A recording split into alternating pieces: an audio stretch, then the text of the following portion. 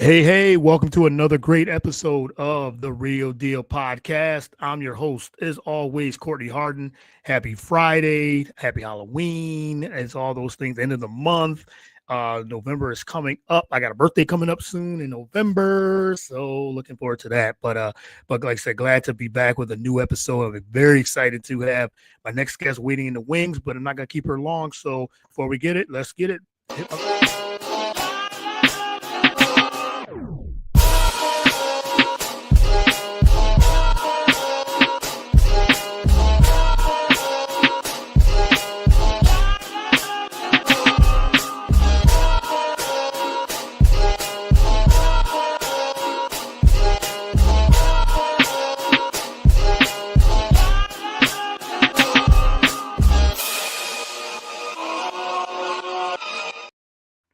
All right, welcome to another great episode of the Real Deal Podcast. I am your host, Courtney Harden. As I said at the top, October 31st, happy Friday, ready for the weekend and all those things. But before we get started, you can follow the show on all the podcast platforms, whether it's Spotify, Apple Podcasts, BS3 Network YouTube channel, BS3 Network Roku channel. We're on there.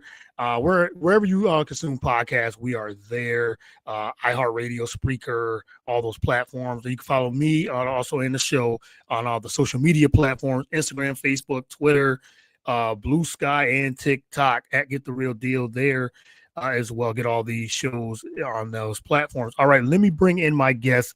This is an incredible woman, hardworking, all those things. Her resume is long. I say it's like a CVS receipt. That's how much things she's done. She's the face of NIL.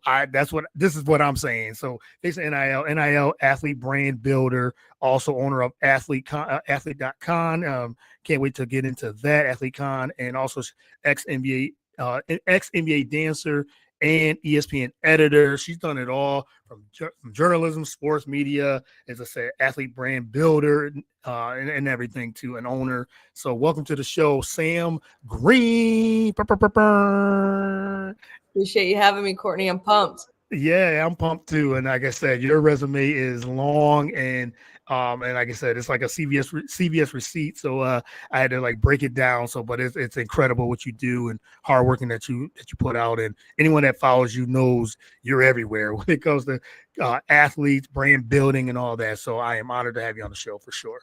Thank you. That means a lot. And I've never heard that one. I like that. The CVS. That's a good one. Yes.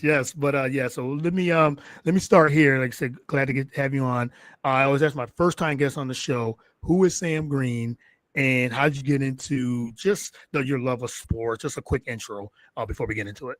Yeah, I am Sam Green. I am Athlete's go-to brand builder. How I got started? Oh man, Courtney, it's been a grind. The CVS receipt is true, and it's for a reason. I've spent years kind of developing a lot of skills, trying different things, and finally found my knack in where I am, which is educating a lot of athletes on how to actually make money off of their brand and how to build something that'll outlive their playing career. And so from, like you said, being a video editor at ESPN, NBA dancer, was a radio show host for Ryan Seacrest's radio station, launched a YouTube channel and monetized it, interviewing professional athletes, was the director of social media for a lot of high-end gyms, worked at a lot of tech platforms, developing, tech with CTOs for educational platforms for athletes, you name it, I've done it. But bottom line, can sum it all up into, helping athletes monetize their brand.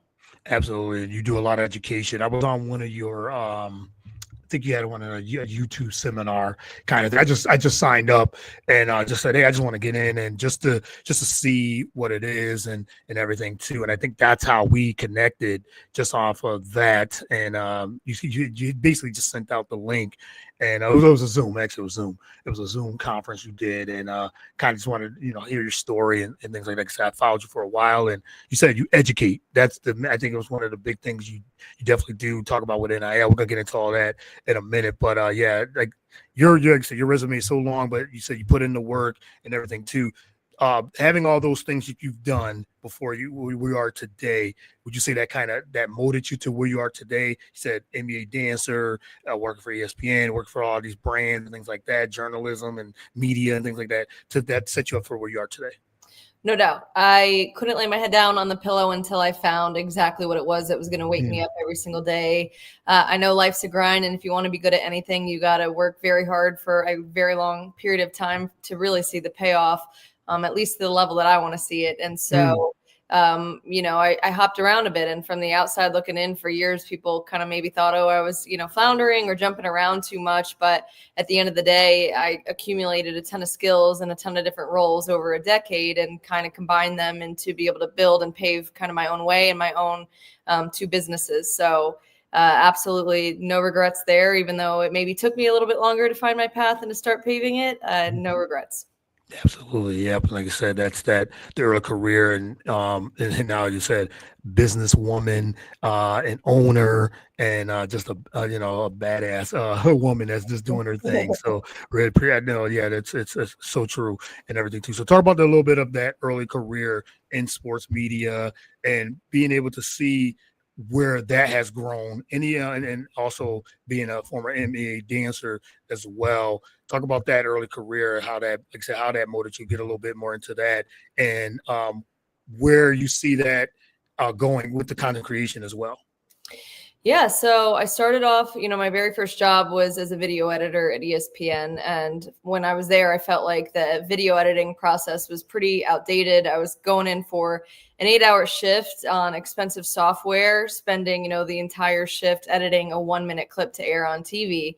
And it was very, very analytical. And I just realized it made me realize I really cared more about like athlete stories rather than their analytics. And so when I left ESPN, I picked up my phone and dedicated like 6 months to just reteaching myself everything that I did there on software, how to do it from my phone. And this was probably a decade ago. So, all the CapCut apps and all those easy to use apps that are out there now were not. I was compiling different apps just to try and speed up this content creation process because I'd been around professional athletes my whole life. And I saw a major, major gap in the industry, even back then, where these athletes had a big opportunity to monetize at the professional level off their NIL through brand deals, but they didn't know how to make content and they didn't know how to edit content. And so they were spending thousands of dollars on production. And so, started to learn how to edit from my phone to teach professional athletes how to be able to actually make, this tangible on, monetizing their brand. And so that's kind of really what got me started into this. And just over the years, I saw it work. I saw athletes buy in. I saw athletes start making good money off of this. I saw athletes go from a couple thousand followers to hundreds of thousands of followers. And to me, it seemed like a strategy and a formula that was working. And so just decided to go all in. And then NIL passed. And I say it's my dream industry. It's cringy, but I felt like it was made for me, everything that I had been doing and, diving into over the past 10 years, all these skills that I had accumulated popped up into a brand new industry where athletes could make money off their NIL, where they were getting paid 4 out of 5 times. 4 out of 5 of these NIL deals are athletes making advertisements for brands. I was already teaching pro athletes that, and just kind of the media side, which I had a background in too, with sideline reporting and, the NBA side. So, again, accumulated these skills and turn it into something. Absolutely. And now, like you said, I look at you as like one of the, if not the face of NIL, because even with NIL, I'm going to ask you about some misconceptions of it, because there's a lot, and you have to educate a lot of people. I had a couple people on yesterday, a couple of guests on yesterday. We were talking about NIL, and one was saying, I don't understand it. Kids are making money, but there's so much going on with it, and you know it all. You know a lot about it and everything too. So, what are some misconceptions of NIL and when it comes to transfer portal and things like that? It's such a hot topic and a sticky button topic that people don't really understand it. Or, but if you educate someone that's listening, what are some of the misconceptions of NIL? Number one, everybody assumes because of the headlines that all these athletes are making millions of dollars. And those are the headlines, and they're headlines for a reason. They're catchy, and they're kind of the 1% of the stories. So, the $1 million Arch Manning deal, here and there, like that's great, but that's not, 99% of these deals. But then on the flip side, the other misconception is that only the 1% athletes, only your football players, only your basketball players can make money off of this. And that's not the truth either. So there's kind of like two drastic kind of views of NIL that I believe are really kind of, misperceived unless you're rolling up your sleeves and really seeing the inside of how this industry is working, especially only, coming up on 4 years within a brand new industry. Yeah, yes, and you're right. I think it's funny. It's funny, like you said, everybody's not making that $1 million. Everybody's not making that bank like Arch Manning, like what Caitlin Clark was making, or Angel Reese was making. Like, yes, there are those exceptions, but everybody is not making that money. And I think where you come in, as you said, being kind of like an NIL advisor in a way, using your talents and skills to educate. And again, how important is that education when a lot of these student athletes want to make some money but don't know how to start or anything like that, and also with the content creation on top of that, you can make money off that too. Just in case anybody know, NIL, name, image, and likeness, that's what it means. So, but talk about how important the education is with NIL. It's literally everything, because for the athletes, that the money is not just falling into their lap, or there's two types of NIL. There's pay to play, where you're just getting literally paid, through rev share and, for your ability to play on the field or on the court. That's not going to touch every single sport. That's the reality of it. These non-revenue generating sports, you got to make your money somehow. And so one of the big misconceptions is, a track athlete can't make money, and that's not the truth. You might have to be strategic and work a little bit harder, and, it's a different workaround. It might not be about your performance on the actual track, but, through strategy, through social media, learning how to really build out a network and, how to convert your NIL into an actual business where you're charging good money for multiple different services, learning how to package it up, learning how to promote yourself, learning how to grow your following. Education is everything. And so some of my athletes that are making the most money are my non-revenue generating sports that are making more money than some of the athletes that are making money through rev share. And the athletes that are actually building and monetizing their brands are building something that's more sustainable than the ones that are just sitting around waiting on their check to play, because one day your name's not going to be on the roster. And so the athletes that are building, or converting their NIL into an actual business are the ones that are making, money over the longevity. Yeah, and then like I said, even after, because we know just in sports in general, not everybody makes it to the pros. Right. I think it's that 99% or whatever it is that doesn't make it, or do you have that? It's probably higher, but there's that 1-2% that makes the pros. But again, someone like you that's in this and educating them, it's like, hey, you can still make money after college. That's where the brand building comes in, content creation, to empower. So I know that you're really big on that. So that content creation and brand building, talk about the importance of that too, when you empower to empower athletes with NIL. Yeah, it's everything. I've had athletes come to me with 2,000 followers. We sit down, we map things out. My biggest goal in life is to figure out what they want to do when their name's not on the roster. Even if they go pro, that runs out. So what do you want to do in life? Like, what do you actually like? Dream life, not the safe route, which is fine. You can always go get a job. You can always find the perfect 9-to-5. But like, what is your actual real dream? Because let's start building that now while your name's on the roster, while you have a built-in fan base. And so I've had track athletes come to me with 2,000 followers, and just with strategy and a lot of work and dedication, in 6 to 12 months, they reach over 100,000 followers, no brand deals to 25 plus. And one of my favorite stories in the world that I've probably said a bazillion times is one of my track athletes, female track athlete, just landed a car deal. And so, it's work ethic, it's strategy, and it's not caring about what people think. But again, the majority of the NIL money, it's either pay to play or it's getting paid to actually provide value to brands through services and through content.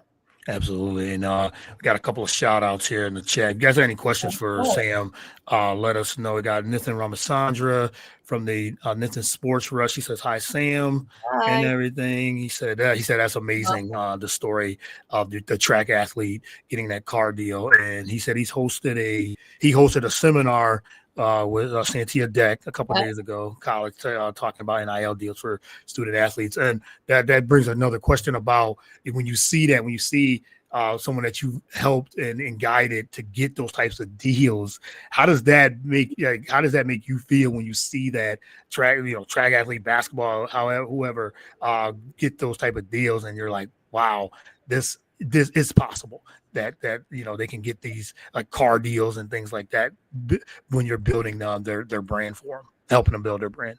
It's what wakes you up every morning, right? And ready to rock. Yeah, I mean, I bet. if I can, help another athlete, I mean, my goal is to help as many athletes as I can. So, not everybody gets to say that they get to truly help people for a living. And so the fact that I'm able to do that, there's nothing more rewarding.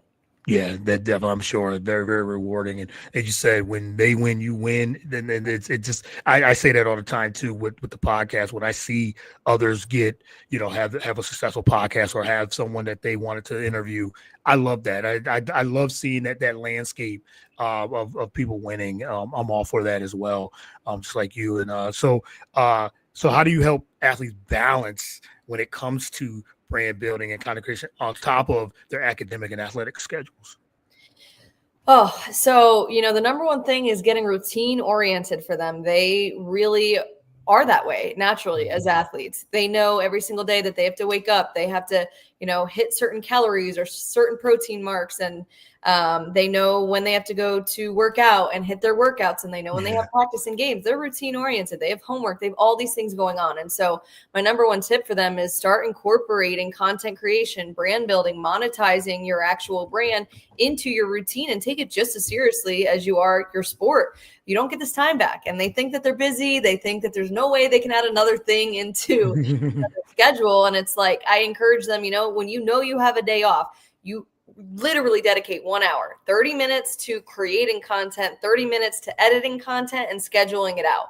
There's so many apps that allow you to stay consistent, where you can literally mass produce content in 1 hour and be done for the entire month. And so that's one tip. And then tip number 2 would be tapping into easy, low lift types of content that keep you consistent, to kind of fill the gaps in between the content that takes a lot more time to produce. So something like a 7-second clip of an athlete grabbing a weight, doing a lunge. That's it. One clip. You can tweak the text on the screen. You can find a viral trending audio. This can be relatable to life as a student athlete. That took you maybe 10 seconds. You work out every day, like film every day, prop it up. Now you have thousands of videos, and there's really no excuse to not stay consistent when you kind of can get it down to a systemized process. Yeah, yep, and that's a key thing. You say consistency, and that's what it is. And again, I go back to like we even putting out episodes. Just like if you're consistent with it, and you say you put a 30-second clip on, and now you're okay. You got that out.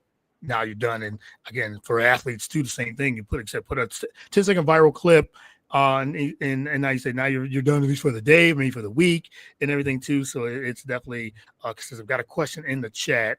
What are some keys for student athletes to have a successful brand with their social media? And do you recommend them posting every day on the feed and less on the story? That's kind of a good question, kind of what you were just talking about. Yeah. So in order to have a successful brand, like one that actually makes money, you have to build something of substance, right? So as much as I talk about trends and these quick hitting clips, if you're only making content with the logo on your chest and for you being an athlete, that will run out and you will lose that fan base. So still incorporate that content because you want to be able to engage your fan base that knows you for an athlete, but you got to start building something that's going to last when you actually leave. So simple things like day in the lives allow you to show who you are even outside of an athlete. Maybe you want to go on and become a nurse. Showing yourself in your scrubs, walking to the class, then going to practice allows your audience to start to adapt to you being more than just an athlete. And so that, and then I would also say, if you want to convert this into an actual business, thinking about ways to monetize your brand outside of just brand deals. Maybe you want to run camps and clinics or lessons, then start posting educational content so that that'll convert into young kids looking up to you as an expert. One of my athletes wanted to be a motivational speaker, so I had her go and make her own motivational audios and start like volunteering at local high schools, miking herself up, getting clips of her motivating. She ended up sticking to it long enough. She just ran her own whole event at her full-blown campus with thousands of people speaking in front of them on a full-blown stage. So I would say it's really a mindset shift of just being an athlete and just being a creator and turning it into, I'm a business. My brand is my business and you're just the face of it. I think I answered that. I think there was maybe a part 2 that I didn't get to. No, that's a good no. I think you did. Yeah, that's great, and it's great advice too for those that are trying to build, like I said, a successful brand within social media. Post on the feed and the story. I mean, it doesn't hurt to do either one. The story that. Yes, yeah. So yes, posting daily. Yeah, just don't burn out. I burnt out, but I was posting content that I thought maybe, other people cared to see me interviewing other athletes, and I didn't care to do that. I rather have taught them to tell their own story. I ended up deleting my account, losing that entire fan base when I danced in the NBA and having to start all the way back over from scratch. And so I would say posting daily, yes, if you can. And if you feel like it's not an absolute dread, again, getting to kind of the scheduling tools and stuff like that to prevent that burnout. But posting, literally, anybody that's made it has posted a bazillion times. I mean, Mr. Beast didn't become Mr. Beast until he had over 1,000 videos posted. And so that's just the reality of this. And then stories are actually slept on feature. I love Instagram stories because I look at that as Instagram stories aren't going to be what makes you go viral. They're not going to grow your audience or your following astronomically or any of your analytics. But what Instagram stories is going to do is help you convert your followers into an actual engaged community. And if you want to monetize your brand and turn this into a business, you need a community. You need super fans that buy into you and really care about what you do, because one day when you go to sell a t-shirt, if you didn't build a community and your followers don't even really know you for you, they're not going to buy it. And so Instagram stories goes out directly to your current followers. And there's a ton of engagement features like Instagram polls, Instagram quizzes that actually allow your audience to then respond and engage with you. So I use this example all the time. Every time I go from school to school. I've been to over 30 universities now. Every single time that I go, I either match my hat, my shoe, my suit, something to the color of the school that I'm going to. I'll always snap a picture of my shoe, upload it to my Instagram story, and add a questionnaire and say, which university do you think I'm going to next? And this floods with answers from athletes, from even other colleges, or just fans kind of watching, wondering, guessing where I'm going. And then I'll post. Now I have like 50 pieces of organic content from my followers that I get to repost on my Instagram story. Now it's just kind of like a spider web. Other people are seeing it. They want to go guess. Then I repost their answer. They see that they're wrong. They go and guess again. Sometimes I'll forget to even post the answer. Then I have people texting me. And I say this because now they're going to go to my Instagram feed and check in on that next reel that I post of when I actually announce where I'm going. They're going to follow along my journey versus me just snapping a picture of myself self-servingly saying, hey, I'm here at UGA. What does that do? I'm expecting them to view versus interacting with me and coming along my journey. So I actually love Instagram stories, and I would post as much as you can on there as well. Yeah, I agree 100%. And a couple points you made about, the burnout, posting all the time. I've dealt with that too, for sure. This was in 2018. I took a whole year off from podcasting because I was posting, like I was writing and posting and everything. And felt like I got 4 or 5 times a day. And I'm like, I can't even like enjoy it and everything too. So I took that break, took a year off, came back in 2019 and relaunched the episode. So I totally get that. I remember you talking about that. I think at the seminar we were just on a Zoom, you was talking about how you burnt out and it was like deleted everything and just sometimes you got to rebrand. You got to you got to restart because you're only as good as what you are from if you're burnt out, you can't put out the best quality that you need and want. But again, you want to still post enough and consistent enough to make sure your followers are following you and your content as well. So I totally agree with that sentiment. All right, let's talk a little bit about. Well, we got to talk about AthleteCon for sure. The AthleteCon owner, the brand building convention for athletes. Talk about what it is. And why you launched it, and it's going on its 3rd season coming up next year. So I've seen all the athletes and content creators and everything too that comes together. It's a big convention. So talk a little bit about what AthleteCon is.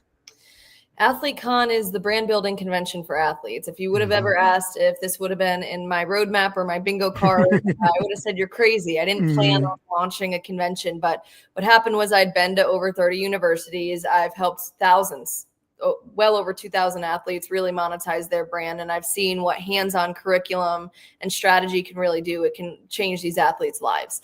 And so I'd been to pretty much every event within the industry, whether it be sports media, NIL, just sports in general, every single event. And I feel like I've been on panels, I've been the MC, I've been, just attendees. I've seen all sides of these events.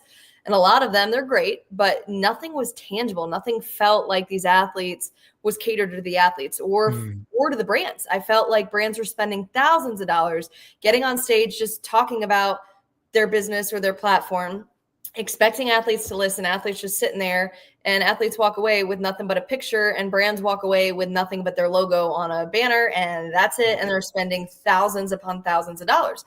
That bothered me once I've seen this actually work. I go to a school, I bring in a brand partner, I teach the athletes hands-on how to go actually shoot, edit, create the content. They post it live. In my workshops, brands were walking away with hundreds of advertisements from D1 athletes. It's actually good content. And the athletes were walking away with the skills to do it again. And so I had to solve the problem. So I started AthleteCon 2 years ago. Instagram comes, TikTok comes, Canva comes, all the hands-on like social media platforms and the tools that these athletes need to learn how to actually monetize their brand. So it's a lot of hands-on curriculum. Then there's an actual content competition. So brands don't just get their logos slapped on a banner, even though they get that too. Brands walk away with hundreds of advertisements because there's a content creation competition where athletes get 4 hours to take the brand's products that are in the room and go make advertisements live. And then there's a pink turf suits and sneakers awards night where they get all dressed up and walk the pink turf. This year, it's going to be really, really big on a massive stage that CNN produced the presidential debate on, where brands actually get up and give away cash NIL deals, paid internships, and even job opportunities. These athletes and these brands are walking away with literally lifetime resources. I feel like every time I check LinkedIn, it's somebody that got hired from somebody that they met at AthleteCon or somebody's on somebody's podcast. It really, truly is just the room to be in if you want to learn more, not just about NIL. It's not just for college athletes. High school athletes come, their parents come, industry experts like lawyers, financial advisors, anyone that wants to really dive into, what this space in this industry is as a whole. This is definitely the room to be in. A lot of college administrators come. And this year I have education specifically for college admin and industry experts. So maybe you're at home and you're a lawyer, or maybe you're, an adult content creator that wants to learn more. I have specific education for you guys as well outside of just the athletes. So really excited to be taking it to Vegas this year. Made it to the big stage. I ran it in Charlotte where I'm from the first 2 years and sold out every year. And now this year, excited to really be taking over the Sahara Hotel on the Las Vegas Strip. 2.5 days. We got a welcome party, 2 days of education, and then the Pink Turf Suits and Sneakers Awards night. So going to be a good time. That's going to be a big, massive time, a big time. Congratulations, first and foremost, on the success of AthleteCon. And I've seen it over the last 2 years. And I've had a couple people from there. I know Ashley, she was, yes. We connected, maybe a year or two ago now. And, been on her shows, been on mine, and we just she talked about AthleteCon, how she wanted to go there, and I told her, hey, just do it, just reach out to Sam and do it, and everything too. And she's incredible. But like you said, I'm sure now that it's gotten bigger now. You're going to Vegas now, as you said, you're educating, you're helping, you're guiding, you got brands, you got all these things, athletes. And yes, I've been to a couple of these conventions too, and you're right. Or these seminars, and it's like you said, you go there and then you have people they're just sitting there and they say take a picture or whatever, and then they move on. You're like hands on, helping and guiding and giving them tips, and they're learning, and then they come away with something that it's meaningful. And I think that's what AthleteCon, as you explained, what it stands for, what it means. It's everything. Yeah, exactly. Yeah. You gotta be hands-on. You walk away with book. Yeah. Yeah, because I seen clips of you just walking and you're talking, you're chatting, you're giving them tips, and you're doing a lot of different things. And it's like, how do you how do you keep your like such a busy time when you're there? How do you like get to sit back and like say, wow, I can't believe like I've started this now almost 3 years now. Yeah, it is surreal. I'm not gonna lie, Courtney. Yeah, It's hard to slow down because I also MC and host the whole MC and show hosting. Yeah, too. right, right. All of it. Yeah, I don't. Yeah, yeah. So it's hard sometimes, but last year at the very end, I had two athletes come up on stage, and all it gives me goosebumps right now, and kind of my bigger why. Like all the athletes had gotten together, like well over 100 of them, communicating together, all pitched in some of their own money to buy me, a pair of sneakers because they know that was my favorite. They bought me, a massage and a really cute all pink outfit and stuff, and just all wrote me a card. Grace, who's now a part of the AthleteCon Oh, team. yep. Shout out to Grace. Yes, yes. Hand drawn, beautiful art that I look at every single day that motivates me. So it's them kind of giving back, and their feedback, even in the moment, taking the time to give back and pour back into me is just kind of the surreal moment that happens even in that room. So, even though it can be hard to slow it down when you're running a full blown event, but I don't take it for granted and find those moments to find the appreciation for sure. It's very rewarding, and like I said, it's what you worked for, what you built for, and now you said you're running your third AthleteCon coming up in June of 2026, and I'm sure right after the last one, you was hard at work thinking of, okay, what can I make to make it bigger? And now you say going to Vegas and everything too. But it's okay. So it's like I said, someone wanted to just say, hey, I want to be part of this AthleteCon, but don't know how to. They can get in touch with you, but what would you say, like a pitch to say, hey, this is what if you want to come here, this is what to expect. Yeah. So what to expect is seriously like 3 full days of just networking and education, and a lot of fun. But how you can get involved is visiting the website, athletecon.io. There's general admission tickets for sale. There's a group rate that I worked really hard on with the Sahara to try and make this thing as accessible to people as possible. I want as many people to be able to come and to really be able to learn. And so all the information is on the website for athletes, for admin, and for general admission as well. And then if you're interested in, sponsorship opportunities, speaking opportunities, anything like that, you just actually email me info@athletecon.io, which, all that information's on the website as well for you to actually inquire. Absolutely. Yeah. So everyone that wants to be a part of it, just reach out and everything too. And I will push it as well on my, my feeds and since we've been connected now. So yeah, for sure. And everything. All right. Just got two more and I'll let you go. I know you said busy time and everything too, but, just want to ask, what's your, I know this question always varies, but what's your day-to-day like? I'm sure it's different each and every day, just like anything else. But if you can have like, what's a typical day for Sam, for like just like one day or some like a day-to-day? Courtney, I'm working on trying to structure my days a bit better. Okay. So every day, I'm like, here's my to-do, and then somebody calls, and that takes priority. But yes, in all honesty, I still pride myself in a crazy way that I'd say 80% of my days are probably for free, taking athletes' calls to build their brand. The majority of the day is the back end, running the business, right? So connecting with people. I'm traveling a lot from school to school, working on long-term contracts with universities that want me, there 4 times a year, building out new curriculum, staying on top of what's really going on. So that, still edit a lot of content, produce my own content as well, connecting with brands. So a lot of meetings and a lot of like back end stuff that's maybe not as flashy as, what it appears. Yeah. What they see on your stories or anything like that. But you're saying you're at the back and on the back end, you're like, I'm just taking calls. I'm, I'm educating. I'm traveling. All those things on top of being a wife too. On top of that as well, right? For sure. But we got Nathan. He says, "Fantastic episode. Thanks. We appreciate that." Thank you. Thanks for joining. Yeah, thanks for joining. Absolutely. All right, just 2 more. Talk about the landscape of you've been in media and everything too.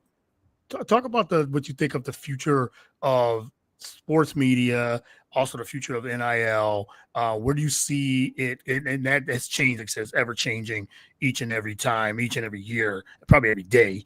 But if you could talk about what you think of the future of sports media and NIL, just all in one. This is my favorite question in the entire Okay. world to answer. Okay. My husband laughs at me every time with this because I go really, really bold with my prediction. But Yes. okay, so the future of NIL, we haven't even scratched the surface of what NIL looks like, because these athletes right now that are monetizing off of their brands grew up just traditional athletes. You work really hard at your sport, you put your head down, you get to the Division I level, and that's all you did, literally, other than having to keep enough grades to get there and keep your scholarship. Now with NIL, athletes are like, like there's a whole nother world that I have to figure out, and skills that I didn't have and I didn't grow up with while I'm trying to be a student athlete, like athlete and student and human. Now they're having to learn how to edit, create content, email businesses, attach files and, build out services. I mean, a whole nother world. They learned that because NIL passed, and now they see the opportunity and they want to take advantage of it. What's going to actually happen is now every single year, we're going to see more and more athletes coming into college with those skills.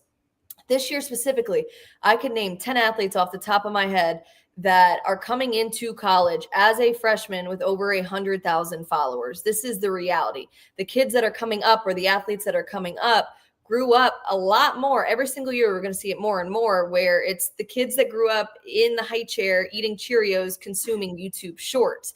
They've been used to content. They've been used to these social media platforms. They want to build their brand. When I ask my nephews who play baseball, what do they want to be when they grow up? They say they want to be a YouTuber like Jake and Logan Paul. That was not reality, but this is the new reality. They want to build their brand. And so I think we're actually going to see a lot of athletes start playing sports to build their brand. And this is where my husband laughs at me and says it's the most bold statement in the world. I think we're going to see more so from sports entertainment flip to entertainment sports. Look at the Savannah Bananas. Everybody thought that Jesse was insane. He was sleeping on air mattresses, trying to make banana ball a thing for a decade. And now they're selling out stadiums more than the NFL players are. They're selling out NFL stadiums, and the NFL teams are not. That's because it's entertainment sports. So to me, we haven't even scratched the surface of what this looks like. And every single athlete's going to be walking in building their brand. Yeah, very well said. That's I agree. I 100% agree with everything you said. And then the last part of that, you said we haven't seen it, like what the future can hold, what this can hold. So much can happen with media and NIL and things like that. There's a lot. Like I said, there's a lot of questions that are unanswered. And as we said, that's where you come in with education. But just said the future of it and media on top of that, it's just the sky's the limit with it, and it can go so far. Like I said, my nephew too. He's just turned 7. Yeah, he just turned 7. He's getting into soccer, he's getting into basketball, and all these things. And he's just talking like, I just love YouTube. I love, like I said, 7 years old. Us growing up, it wasn't like that at all. We didn't have YouTube, and we didn't have all those things. Yeah, right. So he's talking, he's talking about, I love it. He's watching soccer clips and things like that just to get better. And I'm like, it's a great platform to have. Like I said, it has its plus and minuses. It definitely, just like anything else, social media has its plus and minuses too. But it goes to show like where the future can hold when it's used properly and when it's used correctly. Sure. No doubt. Yep, absolutely. All right, last one. Just any final words or any success stories you want to share? The floor is yours. I mean, really enjoy. I could have talked to you for hours, but thank you. For time, we'll cut it there. That was very well said. And I felt like that should have been last one. But any final words? Anything you wanted to add? Or just post the content. Just put yourself out there. My dying words are going to be just the content, because again, you might be scared, you might be worried about what people think, but you're only missing out on building the dream life that you want. Whether you want to be a hairdresser or a barber, like they're on social media, like you can skip so many steps. Like I know athletes, people that used to want to be actresses, and they used to have to move to LA and eat ramen noodles or sideline reporting. When I was an editor at ESPN, I sat them down and said, I want to be a sideline reporter. And they told me, you got to leave. You got to go climb the ranks. You got to move to Nebraska and then come back to us in 5 years once you have on-air television experience. And they just hired a girl, Katie, full-time, who never had any on-air time, but because she had 14 million followers on social media. So the sky is the limit. There's no better opportunity or time to start than right now. Whatever it is that you want to do when you get out, or your dream life, it can be built at a way quicker scale because you can reach thousands and millions of people through the internet. So love social media or hate it. Don't be afraid of what people think. Put yourself out there and build your dream life. Absolutely, very well said. And yeah, you're right. I was just talking to my wife. We were just talking about this yesterday about where these big networks like ESPN or Fox, or they're hiring content creators. They might not even, like you said, Katie, she has 14 million followers, but that's where it's going. I know people there was comments that people didn't like it, but I'm saying this is the way it goes. You gotta adjust and you gotta adapt when it comes. There's traditional media, yeah, there's a place for that, but there's also a place for the content creators, as you said, and athletes are getting into that brand building and brands and content creation, and they have over 10 million followers. They have over all these followers, and it's just the way it goes, and that's how it is. So that's the future for sure. No doubt. Yes. Well, Sam, this has been a pleasure talking with you. I was so excited to have you on, and it did not disappoint, which I knew it wouldn't at all. So I was so glad to get to know you a little bit and connect with you and everything too. So let everyone know they can first follow you on social media, if they can catch you. Follow you on social media, and it's good to be busy, but follow you on social media, and like I said, I want to reach out to you as well. Yeah, follow me on Instagram, Sam B. Green. My handle's right here. And then for more information on AthleteCon, it's www.athletecon.io. Would love to meet everybody in Vegas. I am super excited for the opportunity to be here, Courtney. I appreciate your time, and happy Halloween to everybody. Yeah, happy Halloween, and November will be here as well. Thanksgiving and Christmas, but enjoy the holidays as well. And again, hopefully you can get a little bit of time off just to kind of wind down and chill a little bit for the holidays. But I know you're gonna be crazy busy, so I'm looking forward to continue to follow your journey. I hope we can do this once again soon as well. So, but best of luck and many blessings to you moving forward as well. Thank you. All right, thank you. All right, you have a good one. Talk to you soon.